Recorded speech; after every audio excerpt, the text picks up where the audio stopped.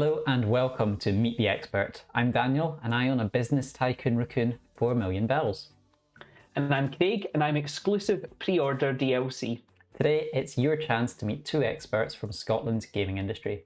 You'll hear about what they've been working on and ask the questions you'd like answered to turn your gaming skills into a job in gaming. Now there's a lot of different jobs in the gaming sector. You could be a level designer, a game engineer, an audio producer, or even get paid to play and test games. There are great opportunities for people who have creative skills as well as technical ability. And recent figures show that the number of people working in the Scottish video game industry grew 17% in the last few years. Today's theme is sound and vision.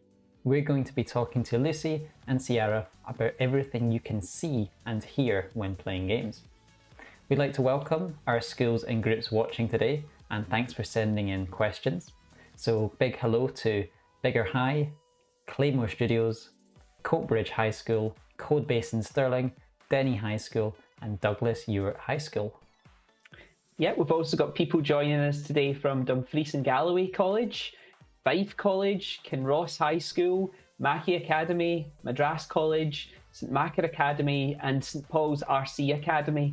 Now, this is your chance to put your questions towards our gaming experts. So to send in your question, you can go to the URL that's below us on the screen, or you can scan in the QR code and send in the questions that you want to ask our experts.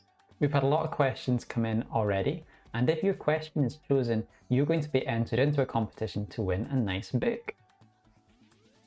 Teachers and adults, you can tweet us at Digital World HQ. But for now, let's get started.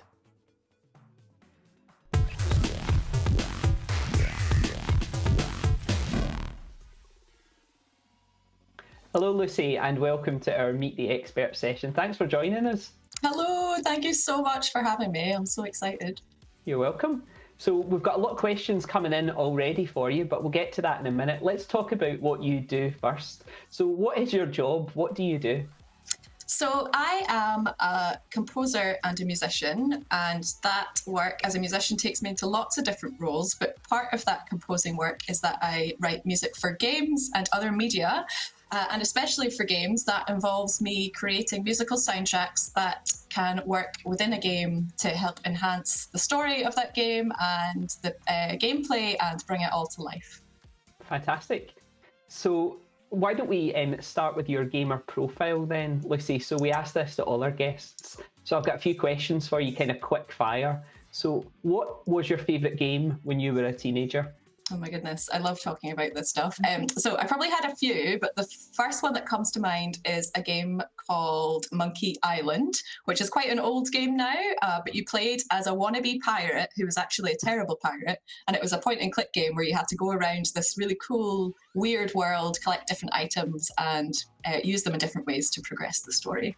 And it had a little code wheel, didn't it, on the sort of like, was it to like a way of getting into the game, wasn't it? You had to sort of adjust that. Yeah, that's totally right. Because it was one of those ancient games that came with a massive cartridge, so there was no downloading this straight onto your console. You got the box, and in the box you had your game cartridge, and then you also had a kind of puzzle wheel, and when you booted up the game each time, it would give you a different password, and you had to match the password on your actual paper wheel, and then put in the corresponding icons that would then let you play the game. So it's a kind of, encryption device. I wish there was more games that still had that kind of like physical element, or even just something simple with paper that, I don't know, an extra dimension. Totally.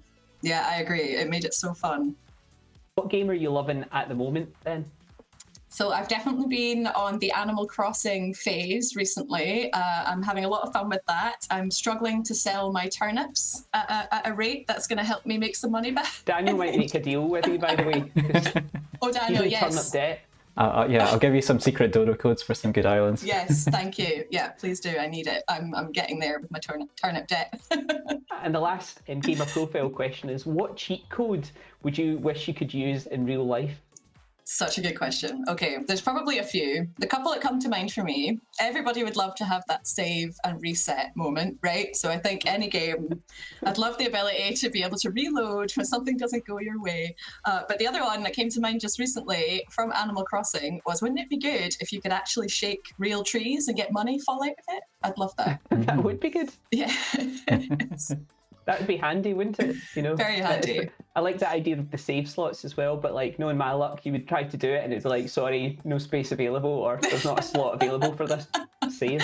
Yeah, it's file corrupted.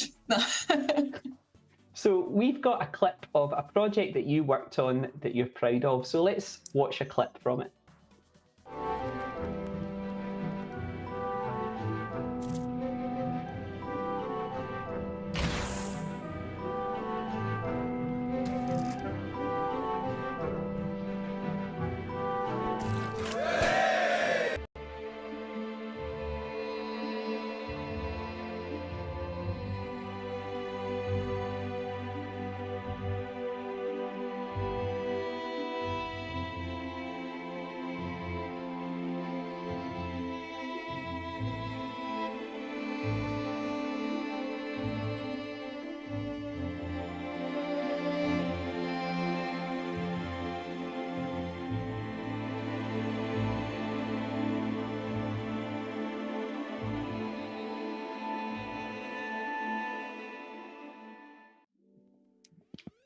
Brilliant. I love seeing what people have worked on. So tell us a bit about those projects and what part you played in them, Lucy.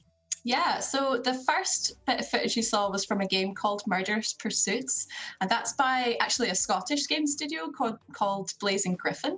And I wrote the soundtrack for Murderous Pursuits. It came out a couple of years ago, so that was my part there.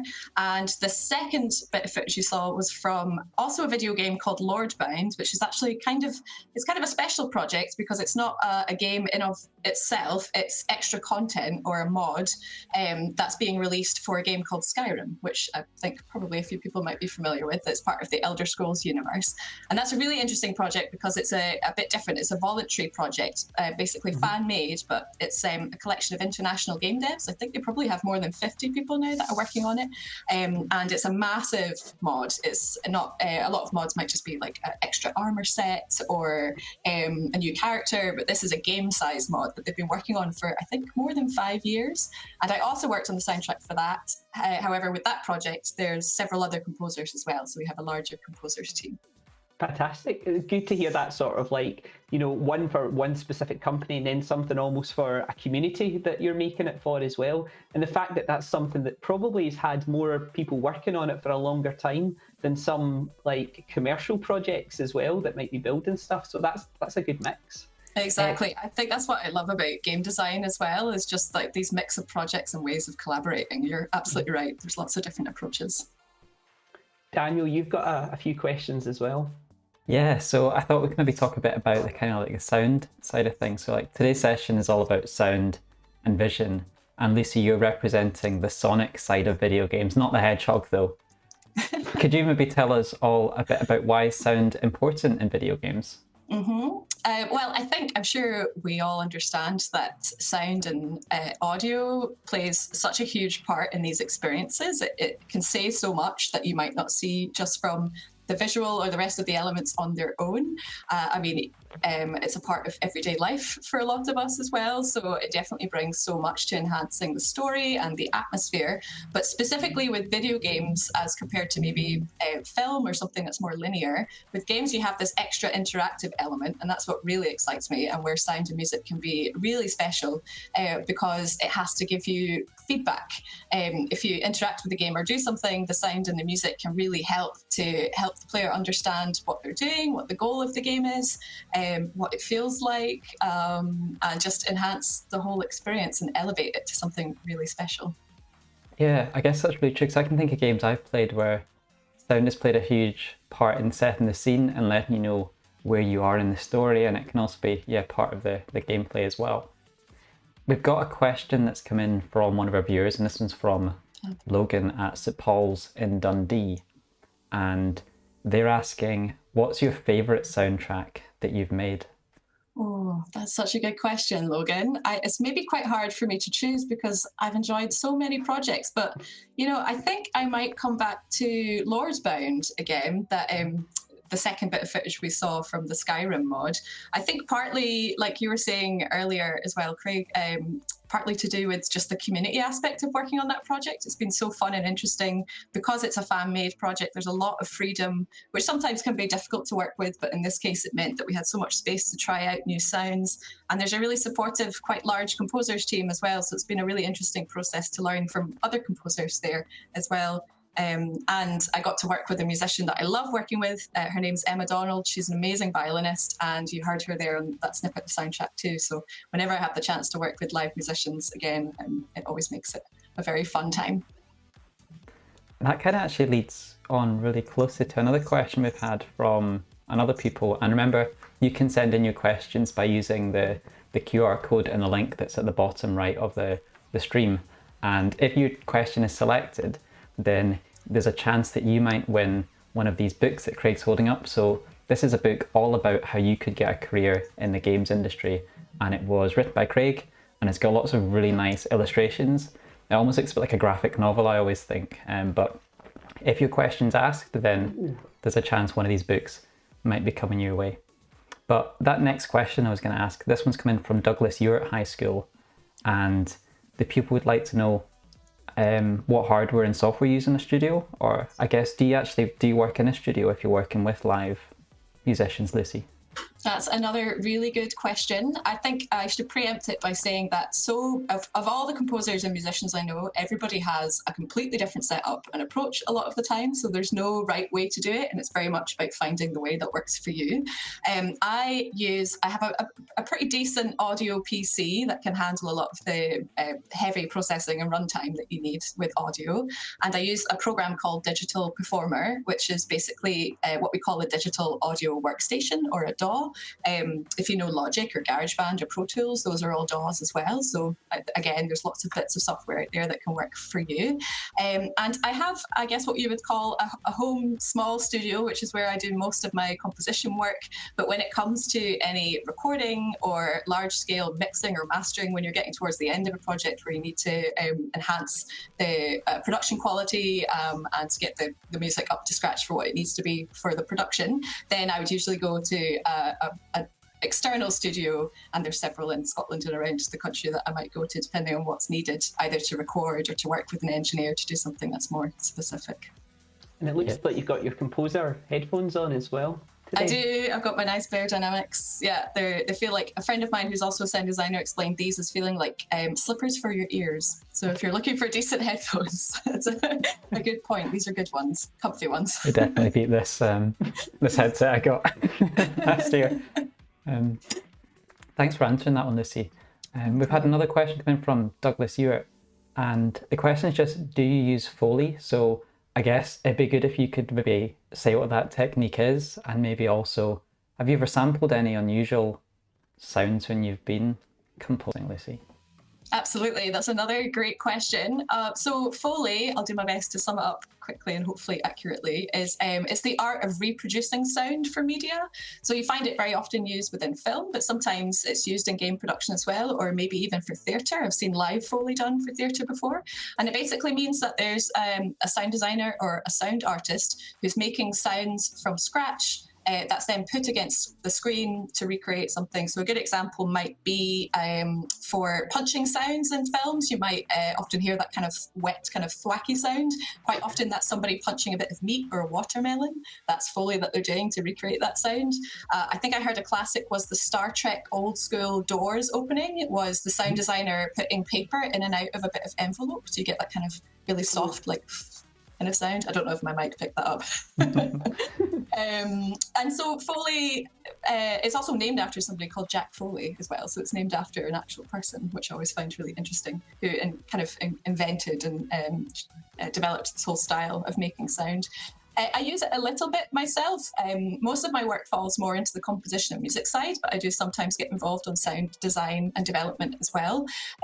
Usually that might be directly recording something or synthesizing the sound, kind of making it from scratch digitally. But I have used Foley before. We were chatting a bit about this earlier with the team. One memory that came to mind was I was working on a game jam last year, and we were making a fun little fish game, which is swimming about in the Thames River in London. And we had to make kind of om nom nom sounds for the fish every time it ate anything. So I was doing a lot of that. I'm not sure if vocals count. Would you like to reproduce that for us now? Absolutely. It was a lot of nom nom nom nom nom kind of sound. You're seeing art in action right now. This is what people want to see. See the expert and see how it's done. This is a masterclass then. So yeah, absolutely. Excellent. You can all have that. Yeah, please go for it. Thanks for answering those questions. We've got lots more coming in, so we're going to come back and speak to Luci again in just a bit, so keep sending them in.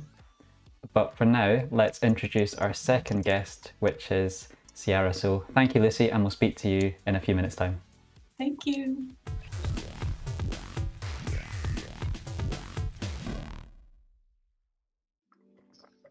Hello, Searra. How are you doing? Hello, thanks for having me. I'm doing great. Very busy, but good. Excellent. So I guess before we kind of get started with the bigger questions, could you maybe tell the viewers a little bit about what your job is and what it is that you do? Sure. So I am a freelance UI and UX designer. I've been working in games for nearly 10 years now. And for anyone who's not really sure what UI or UX is, a pretty crude example would be to say it's a little bit like web design or graphic design, but for games. So in essence, every piece of information that a player needs to play the game, it is my job to design how that's presented and how that looks.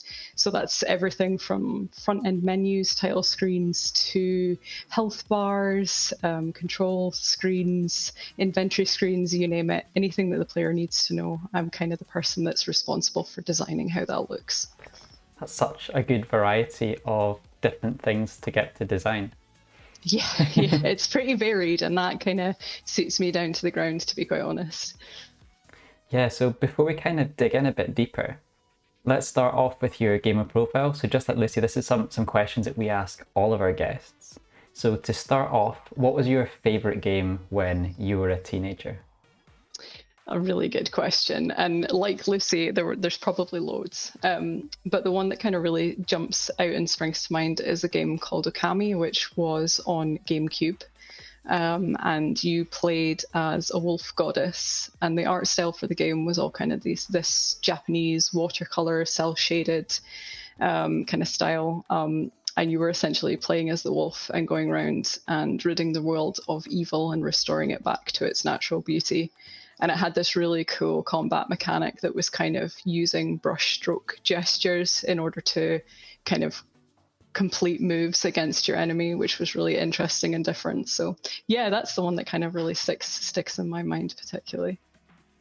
Thank you. What game are you loving at the moment, Searra? So I'm really enjoying Valheim and Horizon Zero Dawn at the minute. Anything really that's got like an open world exploration and like really good storytelling will pretty much capture my imagination. But I also played a lot of Animal Crossing at the beginning of the pandemic. I think we're all guilty of that one. And a little bit of Fall Guys as well. Lots of games that kind of are like casual party games that I could play with people on Zoom, just ways to catch up with family and friends, have been quite a big hit over the past year, and I'm sure that's pretty similar for everybody. So the light-hearted nature of them as well, isn't it? Yeah. The sort of fun element of it. As much as maybe we enjoy the sort of in-depth, engrossing games, sometimes you do need something where you're just running about and trying not to fall off something. Definitely. And I think it's the beauty of games that, you know, it is something that you can do remotely but share with other people, and it's been, I think, a real godsend over the last year to have something that people can connect over, you know, and have fun together where we can't see each other face to face. So I think that's a real testament to what games are and how they appeal to people as well. You've heard us just ask Luci what cheat code she would like to be able to use in real life. you've now had a chance to think about that. What cheat code would you like to use if you could? Yeah, I mean, wouldn't we all love to have Motherload and just never have to worry about money again?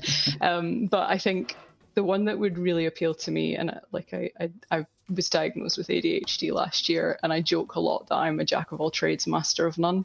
So I would absolutely love to have the Sims cheat code for max skills on everything, because I want to be jack of all trades, master of everything.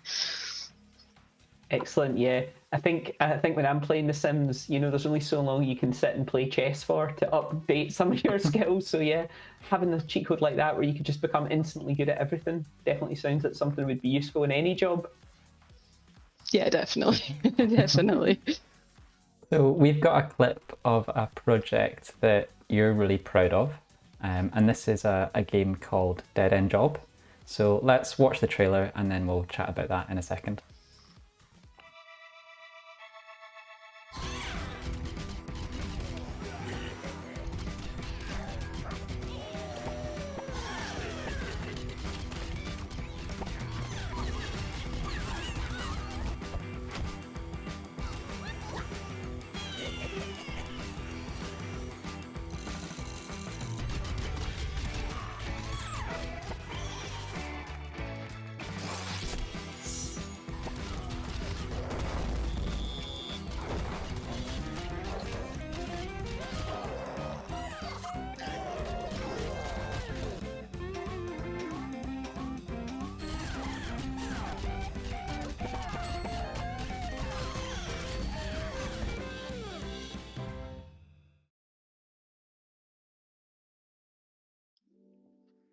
That looks really fun. It's kind of a bit like Ghostbusters-y, but cartoony. How would you describe the? Yeah, very the heavily aesthetic? inspired by Ghostbusters.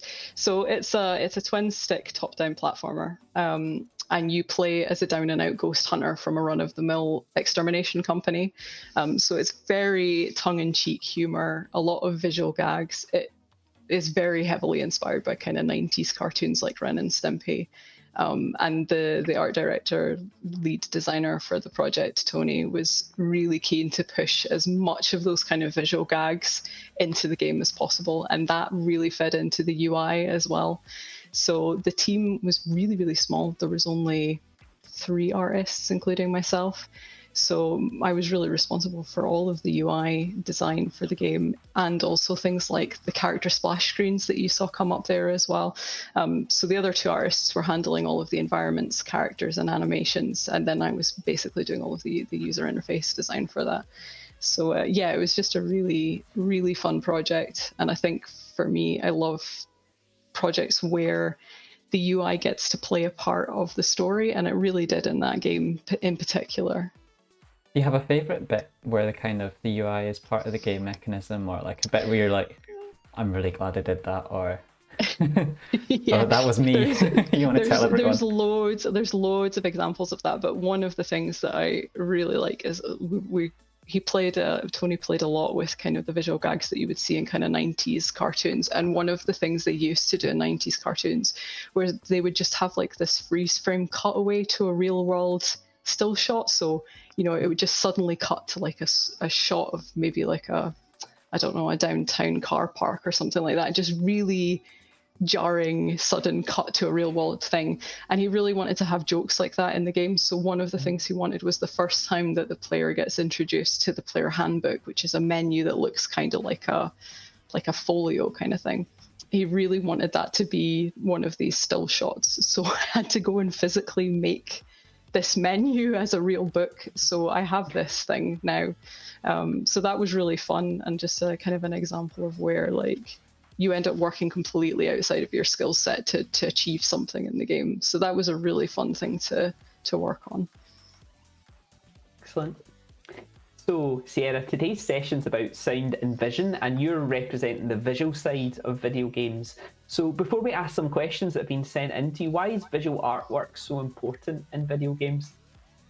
Yeah, I mean, it's a massive part of it, isn't it? It's really what gets across kind of the world that you're escaping into with whatever game that you are playing. And I think, the cartoonier the better from my point of view, because I think it's just escapism. But yeah, I think it's it's part of the entire experience, really, and the user interface is part of that as well. It actually has to serve two different purposes, but obviously it's got to fit within that story and within that environment as well. Excellent. I can think of games where like artwork and graphics has played like a huge part in the experience, but there's also other important parts of that visual design that you've already mentioned, which are unique to games. So things like the interfaces and the controls. And there's a question that's come in this is from a pupil, Douglas Ewart has asked, what do you need to take into account when you're designing the user interface of a game? It's a really good question. So there's a couple of things. So the first thing is really what I said there, where the user interface has to really fit with the game world, right? So it's got to fit the game style for a start. And it also has to, help to further the narrative of that game as well. So it should fit within the ethos of the game world and the story that's being told. And it needs to be obviously harmonious with that art style. But more critical to that is that it has to be functional and easy to use. So I tend to joke that like the game UIs that get remembered the most are usually the ones that are the most frustrating for players to use. So, we really have to think about how easy and quick it is for a person to pick up and play. And in part of that is thinking about accessibility as well, which really means making sure that every game is accessible to anyone. So that includes people that might have visual impairments or motor physical disabilities that mean that they can't play in the way that everyone else does. And so we've got to make sure that there's things available to them, like them being able to adjust the size of the text on the screen so that they can read it, or, for example, be able to change the control systems to be used with an adaptive controller for someone who has more motor difficulties. So yeah, it's really important that we think about that functionality and that accessibility. And it's one of the critical things is making sure that form and beauty doesn't overtake function. So if the design of the UI is impacting any of those other things, then it's kind of failing in its purpose, because it doesn't matter how pretty the UI is. If you can't use it, it's not serving its purpose properly, basically. That sounds, great. It's not just that sort of artistic talent and skill, but it's the sort of human-computer interaction side, isn't it? Understanding who's playing these types of games and making it a fun experience, and so that, as you said, like everyone should be able to play these games. So taking that into account, that's really great. Definitely. It's that psychology of design, and for me, it's a mark of pride as well to make sure that games are for everyone, because they should be for everybody, So excellent. I've got another question for you here. This one's from Douglas Ewart High School. I know that we've got a lot more coming in. People are sending them in, and we'll come to yours as well. So this question is, what kind of prompts are you given for visual design? So, yeah. Right. Okay. That's a really good question as well. I guess that, to be quite honest, that would vary from project to project. It absolutely depends on the type of game that you're developing and the art style of that game. But there's probably two key things that would influence what that would be.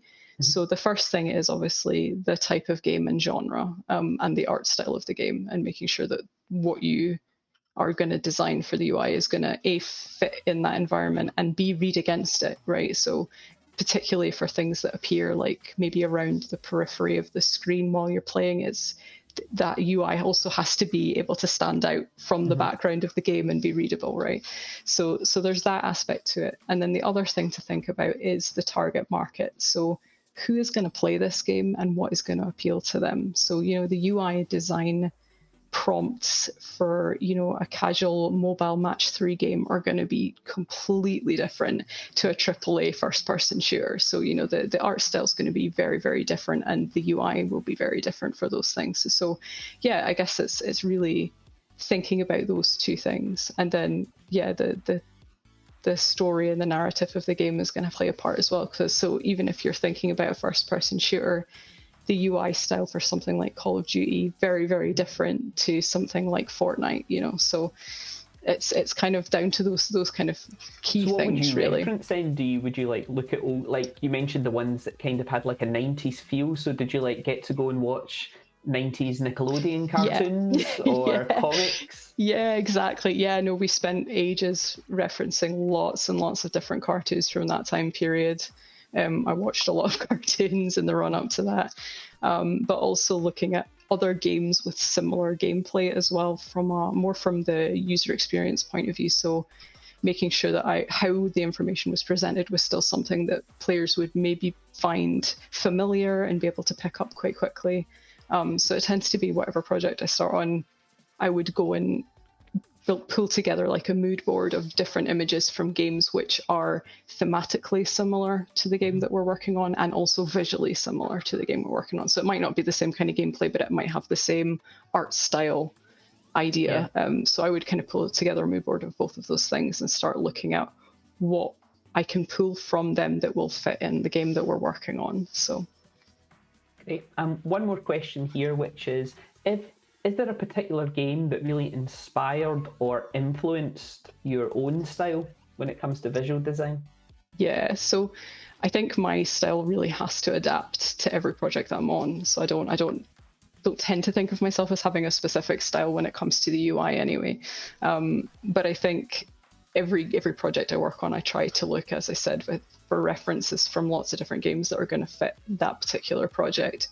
But in terms of like a game UI that's particularly inspired me, it would have to be kind of anything from like the Assassin's Creed series, because I really love that particular user interface actually serves as like a connection in the narrative between like the past and the present for the player. So you have these points where you're playing as like kind of now times, future times character, and then also your ancestor character.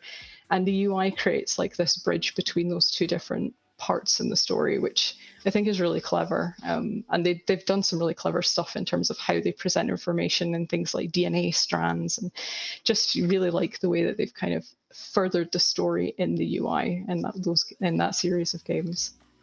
Excellent. These are brilliant answers, and I'm sure the people who've sent these in questions are really delighted that you've been able to they're great address questions. them. Yeah. So if you've got a question for Searra about the visual side of gaming, then you can still send it to us. So you can use that link at the bottom of the screen. You can send in your question. If you send in a question, you might be in a chance of winning a copy of the Ultimate Gamer Career Mode book, which has got information about all different types of careers in this area. But I think what we should do now, Daniel, is bring back everyone and let's have a bit of a group chat, shall we? Let's do that. Let's bring back Luci.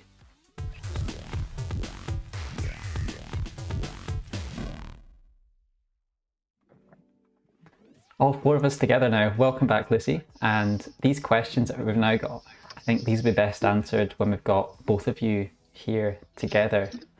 And I guess a good place to start would be, I guess, your journeys and how you got your skills. And there's three questions that kind of are quite similar here. So I'll read all three out and then maybe we could have a kind of a discussion about those. So the first one's from Ariana, and they asked, did you go to university or college or neither? Casey asked, what did you study in school? And David at West Calder asked, what was your kind of career path to your current job? So maybe if both of you could speak a little bit about how you got your skills, like did you take formal courses, or how else did you kind of learn the skills that you need for your jobs? Sure. Shall I hop in first? You go first. Yeah, go for it. Fab. Yeah, great questions. And I do think it probably varies for a lot of people. For me, as a musician, I definitely had an interest in music at school. So that was a big one for me. Studying music at the time was Hires and Advanced Hires. So probably called something else now.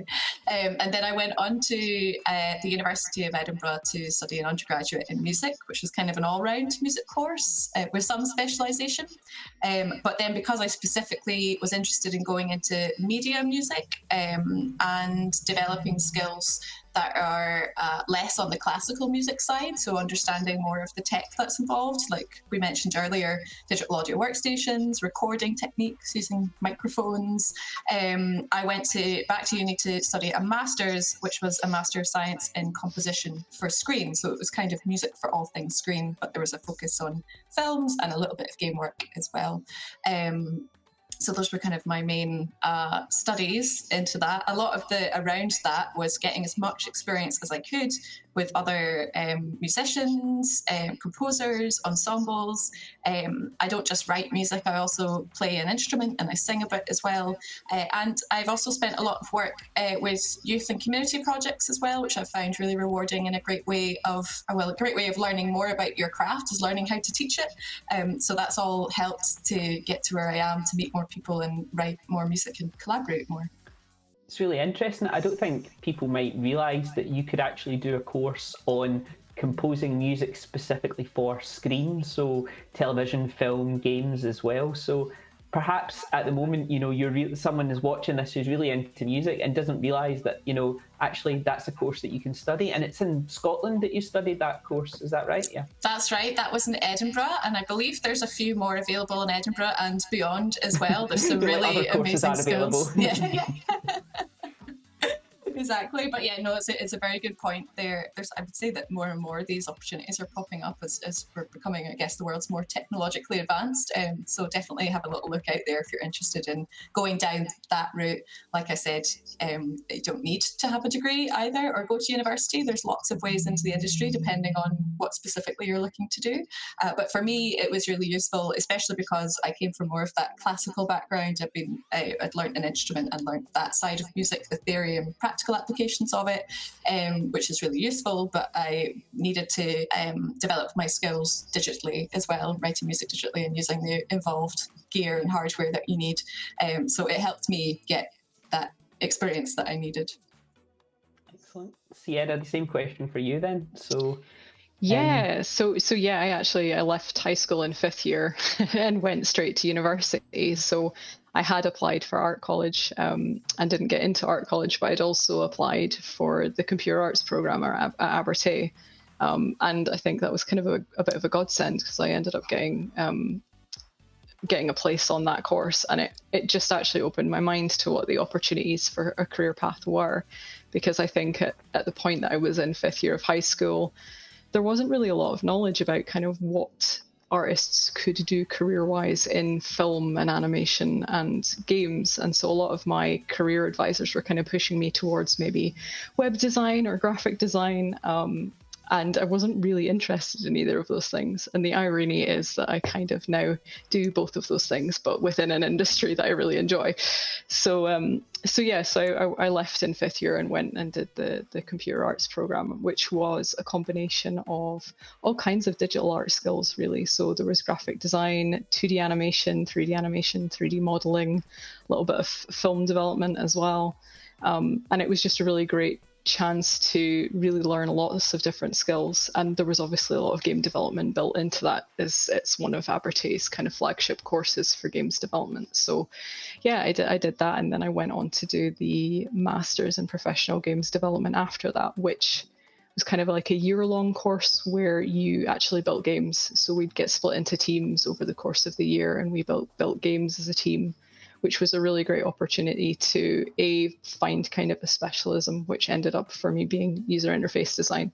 But it was also a really excellent way to learn the process of working in a team and the kind of pipeline that goes into developing art for a game. So not just working kind of in isolation, but understanding, how your art has to get implemented into the engine, and then how a programmer would come in and set all of the back end side of that stuff up. So yeah, it was a really, really good way of getting kind of all of the skills I kind of needed at that point in my career anyway. And then before that, in high school, I was looking at, I did a higher in art and design, product design, graphic communication, and English. So really all kind of skills that have become kind of a large part of what I do day to day. So, all of the design subjects and GraphCom really helped set up that foundation and understanding of design and art. And then English is obviously a great skill to have from the point of view of communication skills and being able to have some of those soft skills that you need for working with your team as well. So, and I think that's really good to hear, because like sometimes if you were at school and you want to do this area, as you say, people might not know what to recommend the courses that you do and what you find useful. So hearing what you studied at school level before you then went on to college or university or these other courses, that's really I think that'll be helpful for a lot of people. I think Yeah, it's definitely. Yeah, great definitely. also that both of your paths, you've managed to combine your different interests, both sort of from like a... It comes full circle, yeah, doesn't exactly. it? Like you both like enjoy playing games, you're both very talented artistically, but you both have developed a really sort of technical skill set, and you've kind of combined all three together into one career. And that's because you've kind of combined them all the way through school, and you've done a university. It's a bit of both. So I think that's been really interesting to hear a bit about your kind of journeys through. Maybe just a sort of a quick question. If you could give sort of like one piece of advice for a young person who's thinking about getting into the gaming industry, working in audio for you, Luci, or in sort of in graphic design for you, Searra, like what would that piece of advice be? Let's say it was someone who was at school, maybe they were like 14 or 15. For audio, that could be split into a couple of things, because of course you could be an all-round audio maker and do both music and sound, or you might just be interested in music or just interested in sound, and you can go down different pathways in the games industry as well. I think if you are generally interested in audio for games, it really helps to have a good musical understanding. So if you can take either some music lessons or learn an instrument or do the classes that are on offer, that's definitely advice I have. In addition to that, I think what's especially useful for those who want to get into audio is a familiarity with, Searra mentioned game engines earlier as well, and especially with audio, there's a whole piece of middleware called audio engines usually, that is where it's what tells the game where certain audio is going to play, so if you're going to have a sound effect here or how the music's going to respond. And even if you're not going to be working with that yourself, which is sometimes the case, you might not be the person implementing it, it's still really useful to have a familiarity with how that works and what the terminology is that's used by people that work with these audio engines. And there's lots of great resources online now. There's YouTube videos, you can Google audio engine for games, and you can even just have a little read about what's out there. Some of the main ones are called Fmod Studio or Wise. So even if you're not going to use it or technically get practiced with it, it's still very useful to know what that is. Are they free to download, or do you need a license to have those? That's a good question. I think I'm pretty sure with Fmods that there's I guess you call a non-commercial license that you can use, either free or it's not very expensive, which means basically if you're not making a big commercial game that's going to bring in thousands and thousands of pounds, then you're probably safe to use it. And I think if you're just practicing with them as well, that there's options available where you can find ways to learn these softwares. We might take a note of some of these things that you've recommended, and then we can share them afterwards as well, because I can imagine a lot of people right now being Googling it madly. That's a great idea. So we'll do that. We'll get that from you. Absolutely. Searra, the same question for you. Yeah, so I guess three really good bits of advice would be, one is don't feel like you need to specialize early on, especially when you're still in high school, like let yourself figure out what you're going to want to do, and don't worry about being the very best at one specific thing. I think when I went into uni particularly, there was this very clear message that the games industry is really competitive and you need to be really specialized and really good at what you do. And that was really difficult for me because I like doing lots of things. And what I actually realized along the way is that having lots of skills and kind of diverse knowledge is actually really useful. And it's particularly useful to me now as a freelancer, because it means that I can be adaptable and help clients that I work with in lots of different ways. So I do logo development, I do, marketing materials. I can use my graphic design skill set in lots of other ways to help the project forward than just the little parcel of UI that I normally find myself in. So I think it's really a really good bit of advice to say, don't feel pressured to specialize, like learn all the things, because actually having that broad set of skills is going to be really useful for you later.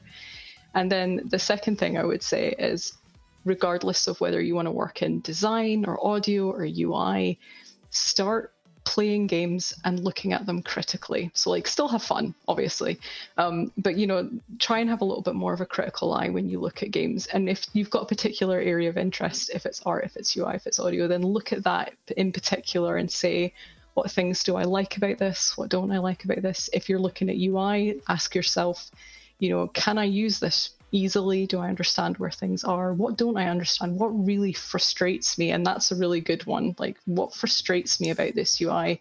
How might I fix that?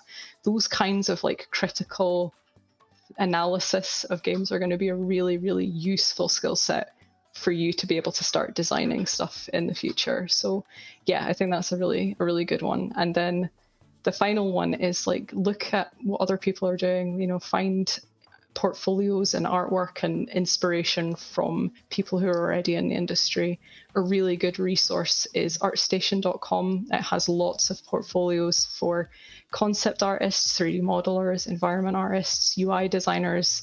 I think there's audio on there as well. So it's a really great place to just go and see the work that other people are doing and see some of the best people in the industry and get some inspiration from them. So yeah, I would say that's a really good one as well. That's such good advice. Thank you both for answering that, and we're going to sum up some of that and we'll send that out to all of you who have tuned in to watch. We've got about 5 minutes left. Craig, do you want to maybe run through a few quickfire questions that we've had in from the audience? I want to get as many answered as possible here from people who've been sending them in, so we'll maybe do a couple of quickfire ones here. So I'm looking at, this one's for you, Lucy. So this is Kieran from Balwearie High School. So when creating music for the game, has it ever been difficult to get the music to fit the art style of the game? That's a really good question. I would say yes, definitely. There's always a kind of research and development period. Sometimes you're lucky and that goes really quickly and everything just strikes in the perfect way. But more often than not, there's a lot of trial and error, both in writing the music and coming up with the ideas. There's a lot of back and forth with the game designers or the studio or whoever it is I'm working with to get that feeling right. And then there's definitely a large amount of testing of the actual implementation. We were talking about audio engines earlier. There's a lot of editing clips to fit right, or changing layers so that they can work in new and interesting ways and don't interrupt the gameplay. Searra mentioned earlier, if something is frustrating with UI, that can definitely be the same thing with audio if it's not working quite right. So it's a lot of testing and back and forth, trial and error to try and hopefully get to exactly what everybody's looking for. But it's a fun process as well. It's definitely part of the whole experience of making a game, I would say. Yeah, getting it wrong and then knowing you can go back and fix it and listening to it and being like, you know, there's just something not quite right about that yet as well. Yeah. Brilliant. I think it's, just to tack onto that, I think it's a really good thing to learn to not be precious about your work, because it will change all the time. And also, you know, I think as an audio designer or as a UI designer, you can't get too attached to your work either, because the piece of music or the bit of UI that you design and think's absolutely amazing just might not make it into the game, you know, and you have to be able to accept that and iterate and work towards what is the best solution for the project and ultimately for the people who are going to play the game at the end. So yeah, learning that kind of not to be attached to your work and be able to take that critical feedback is a really good skill to have. Totally. I love to look at it as like it's part of the creative journey. And you know, you also mentioned collaboration earlier as well, Searra, which I think is also something that's a really good skill to have if you're working in the games industry. If you look at everything as a positive development and part of that process of getting it to the best it could possibly be, then that's the way to enjoy it as well. So I've got one more question. This was mainly aimed at you, Searra, but I think I'll open it up for both of you. This is from David and Jason at Kinross High School. Basically what they're saying is, how can you give yourself a chance in this industry? Like what is the one thing that you could do, or what is something that you could do that would give you that chance to go forward in this area? That is a really good question, and it's a really difficult one because it's a really competitive industry, and there's lots more people coming into the industry year on year, which is great. I think the best thing you could do is get out there and start making some games. You know, there's lots of, as Lucy mentioned, tools now. Like Game Maker is a free game making tool. There's also Unity, there's a free version of Unity that you can download and install, which is a game engine. You know, get a group of your friends together who are interested in games development and just start making stuff, because all of that is experience that you're going to be able to bring with you for that first job, and you're going to learn a lot just by sitting and doing. So it'll already give you a little bit of a step ahead of anyone else. So that's definitely probably the best thing that you could do. And what I said before about, start having a really critical eye on games, not tearing them apart, but just, have a look and think to yourself about what you like about them and what you don't like about them, and investigate as well who your favorite designers are, whether that's UI design, art direction, whether that's game design. Go and see, find on the Wikipedia page for your favorite game who did the design and who did the audio design and all that sort of stuff, and go and look at their work, because it will give you a really good idea of the level that they're at now, and what you're kind of aspiring towards. And don't be put off either. Yeah, that's a real thinker of a question, and a great advice from Searra too. Definitely, look up your favorite artists and game composers and study them and understand their work. I think as well, like you mentioned, it being quite a competitive industry, and again that there could be multiple routes in. I think something that's really worked for me is just to remember that it can be a long haul at times, especially if you might be freelance rather than attached to a specific studio or working in-house, which is when you're employed by the studio and are there full time. So for me, I think just try and keep your passion alive. Remember what it is that you love about the career you're pursuing. Try and keep your interest fresh. Always look for new inspiration and chances to practice what you're doing, so that you can remember what it is that you care about and why you hold it so dear. I think that will keep you going no matter what happens. Fantastic. Thank you very much, both of you, for joining us today. It's been really interesting. We've had loads of questions coming in. We've had lots of people watching. If you enjoyed this video and you want to say thank you to Luci and Searra, you can like the video. We will let them know if you enjoyed it. And also, if you've submitted a question, you'll be in that chance of winning one of those books. We've got 10 of them to give away. We'll be in touch with your teacher or your group leader if you've won as well. In 2 weeks' time, we're going to be having another one of these Meet the Expert sessions looking at the games industry. And next time, it's going to be about things that you don't see or hear. So if you'd like to hear a bit about the coding and the programming side, or about how games are marketed and promoted, then please join us on Friday the 14th of May. If you subscribe to this YouTube channel, you'll get a notification when that becomes live, and the sign up link will be in the description as well below and on the Digital World website. But for now, thank you again to Luci and Searra for your brilliant answers. Thank you for having us. Thanks for having us. Yeah. And really good questions. Amazing questions.